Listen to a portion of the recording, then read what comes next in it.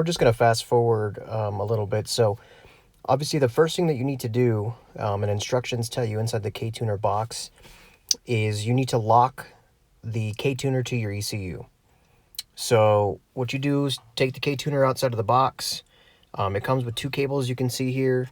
One of them goes straight to USB port, and then the other one will go to the OBD2 port. So what you do is you take the KTuner and you're going to plug the OBD2 wire into your car, and the software on the KTuner will power up automatically, and it'll ask you if you want to set this as your vehicle. You just simply click yes on the screen, and that's it.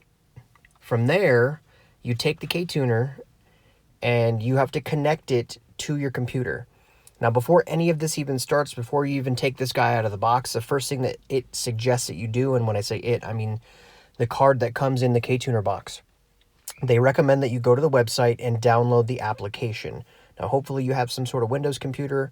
I do. I have a Surface Pro tablet that I use for work.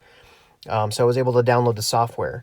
From there, it does ask you to register your account. So you have to create a username and a password. It takes probably about 5 to 10 minutes for it to register. I don't know why it takes so long, but that's it. So you connect this to your vehicle. After that, from there, you pull up the software and you connect your KTuner via the USB cable to your computer. Now, once you log into the KTuner software, this is the first thing that you're going to see. There's a bunch of buttons up here that you can explore. In order for you to go through and set up the KTuner, what's going to happen is, as soon as it pulls up the software and you plug your KTuner in for the first time, it's going to ask you if you want to lock the KTuner to your ECU. And you're going to say yes. It's the only way it's going to work. Once you say yes, it gives you full access to this software right here. Now, in order to load a tune, it's pretty simple. There is a circular button right here. It's the second one. You can see it says new file. Let me do that again. New file. You're going to click it, and it's going to come up with your base map creator. Now you can see it has already found what ECU and what car I am running.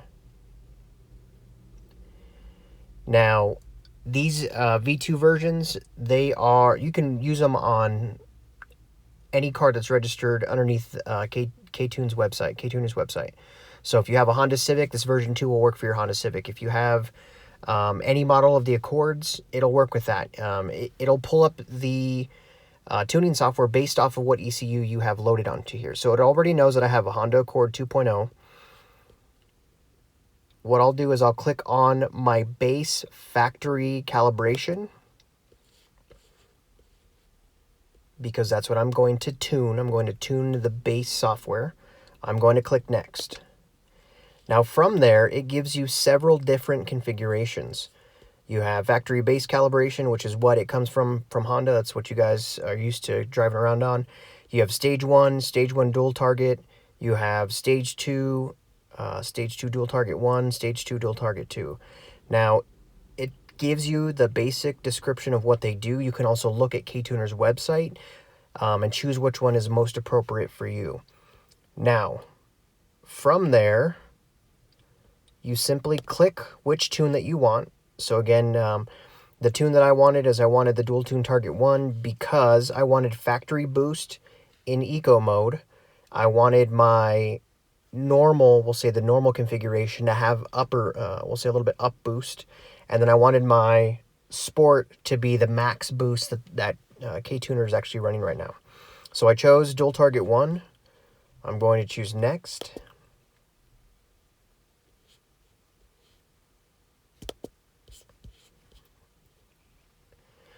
And it's going to load that map for you. Okay, so there's a bunch of information here that you don't need to worry about. This is what they went ahead and adjusted.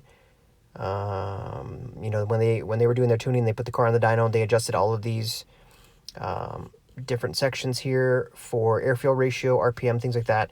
But these are some of the things that you can change over here. So you can change your layout. You can change main parameters. Okay, so you have your rev limit, your basic two-step. I idle target, closed loop settings, fuel cut settings. So just so you know, you don't need to play with any of those. You don't need to. They've already done the calibration for you. However, if you know somebody or if you yourself has done any sort of tuning through the KTuner program before, then you can, by all means, go through and you can modify these. I am not advising anybody to go through and change any of those parameters, because if you change what KTuner has done, then you're at risk of grenading your own engine. I will not be liable for any of that. Just make sure it's on record. But yeah, don't go through and change any of that. Now, some of the things that you can change here that I've changed is the quick enables and also the quick adjustments. Okay, so when you're doing this, you can change your factory throttle response up to the different levels. I think I set mine to throttle response 1 just because I wanted to see what it felt like. And then you can also do the turbo responsiveness, and I also set that to 1 instead of factory. If you want to, again, quick enables, you can do early spool.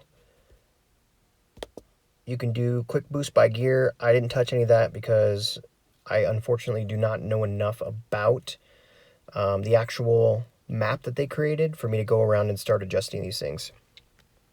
Once you're done though, you simply have to do the up arrow right here that says upload base code, and everything that you've changed in this layout all the way down top to bottom should get uploaded. Now it's going to give you this notice here. Please make sure that your laptop's connected to battery power, blah, blah, blah, because if it dies during the process and you erase your ECU, that's a bad thing. Okay. Now here's the part that you need to pay attention on. Don't get ahead of the game, okay? So you can flash now directly to your ECU. I have not done that. I do not recommend doing that. Or you have these 5 slots here that you're available to save tunes to. So if you want to take all of the different tunes that they have, stage 1, stage 1, 1.2, stage 2, 2.1, things like that, you can load them all each to individual slots. What you're going to do is just type in whatever you want right here. So you can put, tune 1. I had mine as dual tune 2.1. And then all you're going to do is you're going to click the button and it automatically uploads and saves it. Now, I'm not going to do that because I have already gone through this process and uploaded the tune myself. But all you got to do is click on that and it'll start to upload to your KTuner, okay? All right, guys, so the next part in the process is to plug the KTuner into the OBD2 port, which is actually just to the right of your hood latch switch. It's actually up underneath here. See where I'm kind of touching here. Plugs in, it'll go up into your KTuner, and then from there we start the process. So what you're going to want to do is, there's a couple different options on the readout here. You'll want to start by hitting that K in the upper left corner of the touchscreen. And then if the car ignition is not on, you only get gauges and errors. So right now, it's telling me to turn it on to accessory mode. So that is without the foot on the brake. So you are turning the vehicle on accessory mode. Do not put your foot on the brake because it'll start the vehicle. Obviously, we do not want the vehicle started. And it'll warn you on the KTuner that the vehicle is started to turn it off. So again, just turn it on to accessory mode. From there, you're going to go to flash. And there's a couple things you can do. You can unlock this unit from your vehicle. You can clear any tunes that you have on this unit.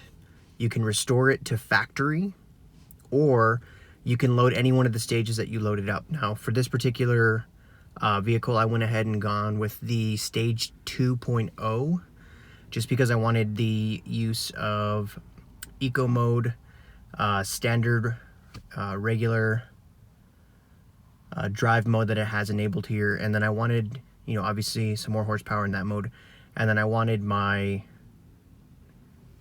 sport mode to have the most power out of all of it. So I thought, for me anyways, that the stage 2.0 would be the best. So you're going to click the button, It asks, are you sure you want to flash this tune? We say yes.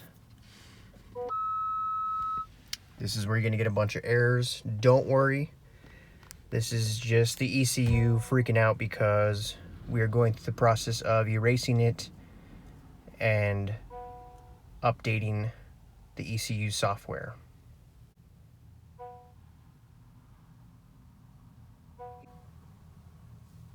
So I'm going to hold the camera here until it gets into the process of actually doing the upload of the tune so you can kind of see what it's going on.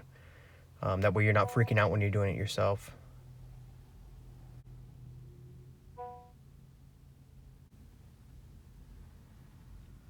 And we are flashing. So I'm going to let it fast forward up until we get to probably about 98-99%, and then I'll record from there. All right, guys, so we're back here.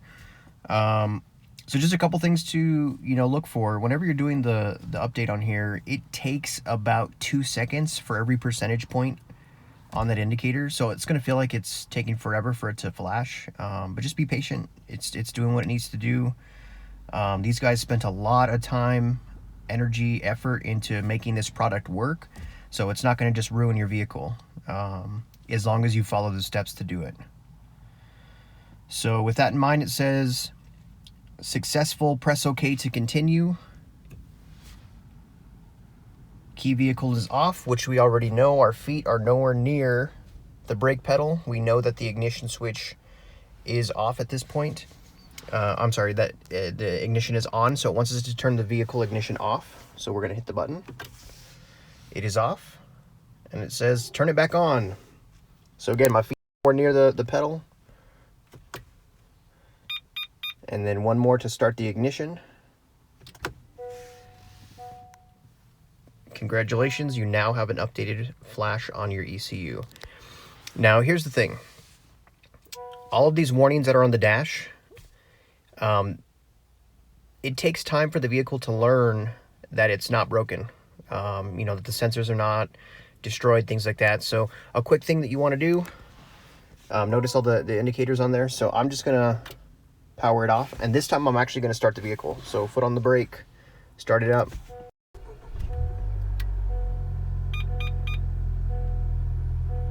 Cool. So most of those indicators went away.